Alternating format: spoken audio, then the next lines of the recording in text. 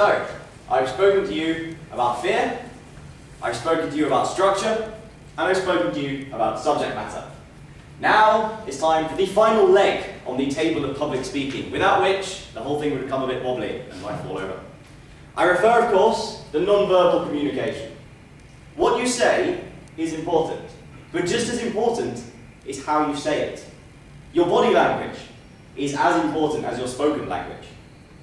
Now, I'm going to start this speech in no particular order, except in the order I've carefully planned, with body language. Could I please have 3 volunteers to come up on stage and stand for me? Someone? Right, 1, 2, 1 more. Thank you. Okay, so I'm going to just get you to sit down there. You stand slouched with your arms folded. Yeah, great, isn't it? And you just going to stand up straight with your arms by your sides. Now, audience, which of these 3, just looking at their body language, would you like to hear a speech from? Now remember, there is a correct answer. Pick one. Go on. You're pointing one, yes. This guy here, and I want to now explain why. Firstly, you don't want to give a speech sitting down. It's just standard form, it's what is done. You're giving a speech, you stand up. Aside from anything else, you make yourself more of a focus for the audience. Secondly, you don't want to be slouching or folding your arms because it looks too defensive. You're shying away from the audience and you'll lose their engagement. What you want to do is present yourself openly and confidently, and that way the audience will naturally engage with you. One final thing to note is never do this, right? Do not stick your hands in your pockets, right? I don't know how some people feel about that. For me, really, really annoying, okay? Hands in your pockets goes in the same category as kind of folding your arms. It looks defensive and kind of as if you're shying away.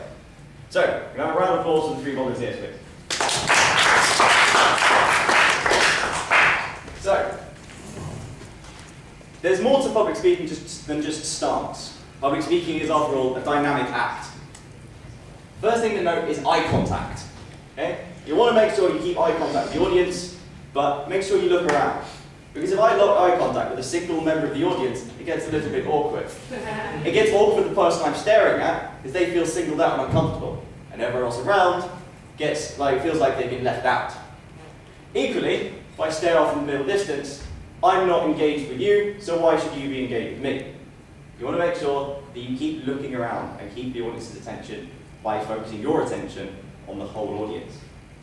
Now, gestures are an incredibly powerful tool when speaking publicly. What you can do are a few big, flamboyant gestures to emphasize a point, but you don't want to do this all the time. If you spend your whole time making huge hand gestures, waving them around randomly, it's enormously distracting. It may work in a nightclub, but it's not great for a speech. You want to make sure that you keep it small. A well-placed gesture can really help to emphasize a point.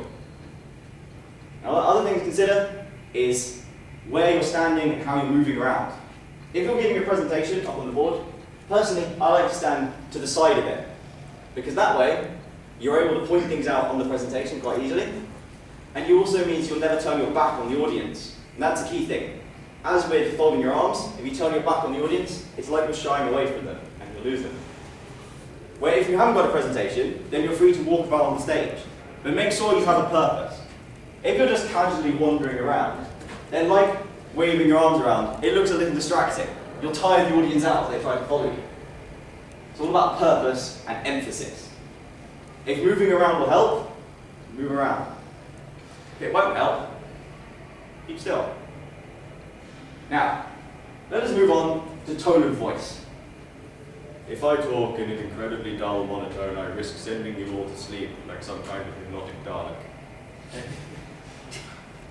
Just by sparing your tone of voice, you can really help to engage the audience. It's quite easy to do this. Most people naturally vary their tone of voice when they speak.